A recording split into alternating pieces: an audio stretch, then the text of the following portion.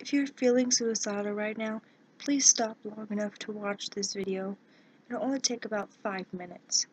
I do not want to talk you out of your feelings, whether they're bad or not. I'm not a therapist or any other mental health professional. I'm only someone who knows what it's like to be in pain. I don't know why you are watching this video. I only know that for this moment you're watching it. And that's good. I can assume that you're here because you're troubled and considering ending your life. If it were possible, I would prefer to sit here at this moment to be with you face to face, heart to heart. But since that can't happen, it's just not possible, so we'll just have to make do with this. I have known a lot of people who've wanted to kill themselves, as I have wanted to and attempted to. So I might have some small idea of what you are feeling. I know that you might not be up to reading or watching a long rant about whether or not you should, so I'm going to keep this short. While we are here together for the next 5 minutes, I have 5 simple, practical things I would like to share with you. I won't argue with you about whether or not you should kill yourself, but I assume that if you're thinking about it, you feel pretty bad. Well, you're still watching this video, that's good. I'd like to ask you to stay with me for the rest of this video. I hope it means that you're at least a tiny bit unsure, somewhere deep inside, whether or not you will really end your life. Often, people feel that even in the deepest, darkest of despair, being unsure about dying is okay and normal. The fact that you are still alive at this very minute means that you are still a little bit unsure. It means that even while you want to die, at the same time another part of you still wants to live. So let's hang on to that and keep going for just a few more minutes. Start by considering this statement. Suicide is not chosen. It happens when pain exceeds coping resources, when pain exceeds resources for coping with pain. That's all it's about. You are not a bad person. You're not crazy or weak or flawed because you feel this way. It doesn't even mean that you really want to die. It only means that you have more pain than you can cope with right now. If I start piling weights on your shoulders, you will eventually collapse if I add enough weights.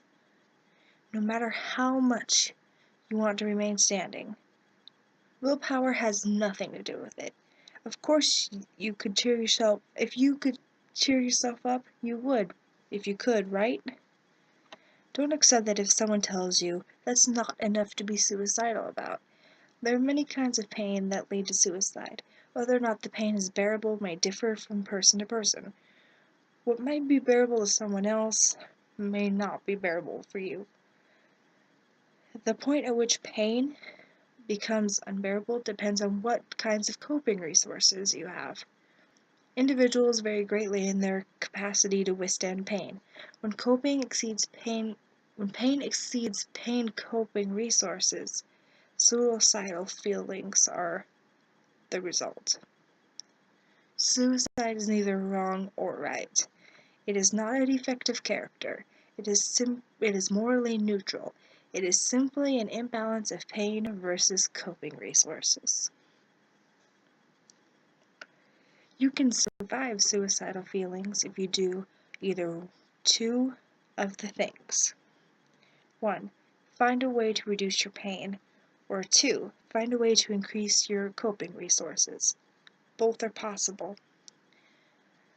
Now, I want to tell you 5 things you need to think about. 1. You need to hear that people do get through this. They do. I promise. Even people who feel as badly as you are feeling right now. Statistically, there's a very good chance you're going to live. Hope that this information gives you some sense of hope. 2. Give yourself some distance. Say to yourself, I will wait 24 hours before I do anything. Or a week. Maybe Remember that feelings and actions are two different things. Just because you feel like killing yourself doesn't mean you have to actually do it right this minute. Put some distance between you and your suicidal feelings, even if it's just 24 hours. You've already done it for this 5 minutes, just by watching this video. You can do it for another 5 minutes by continuing to watch this video. Keep going and realize that while you still feel suicidal, you are not, at this very moment, acting upon it.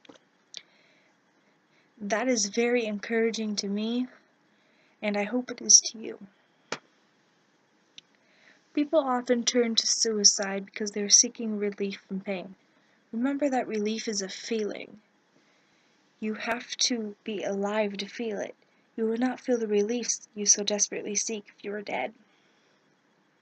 4. The 4. Some people will react badly to your suicidal feelings, either because they're frightened or angry. They may actually increase your pain instead of helping you, despite their intentions, by saying or doing thoughtless things. You have to understand that their bad feelings and bad reactions are about their fears, not about you. But there are people out there who can be with you in this horrible time, and will not judge you or argue with you or send you to a hospital or try to talk you out of how badly you feel. They will simply care for you. They will be there no matter when you need it, whether it's 1 o'clock in the morning, whether it's 3 o'clock in the morning or in the middle of the afternoon. There's that one person who will be there for you. May not be the person you would expect right away either.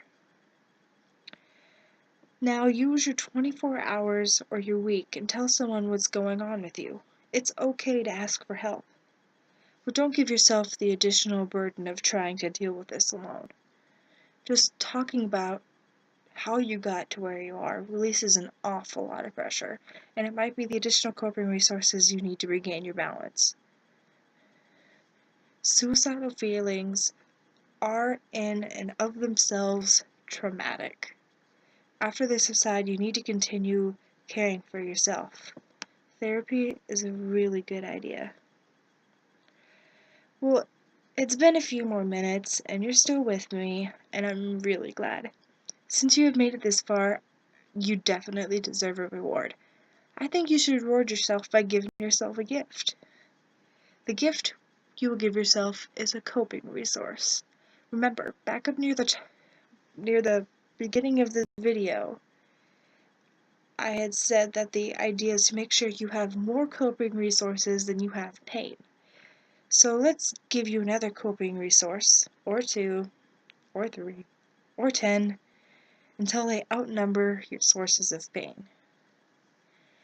Now, while this video has given you some small relief, the best coping resource we can give you is another human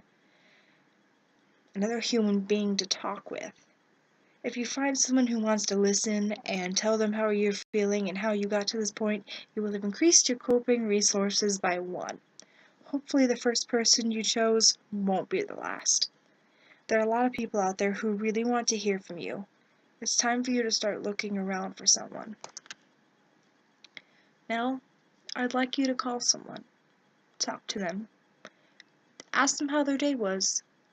Tell them how your day was. And just tell them how you're feeling and let them know what your feelings are. It'll help so much. And then you can make sure there's someone fighting on your side, so you're not doing this alone, because you should never do this alone. There's always someone there to listen. You just gotta find that person. I wish you the best of luck.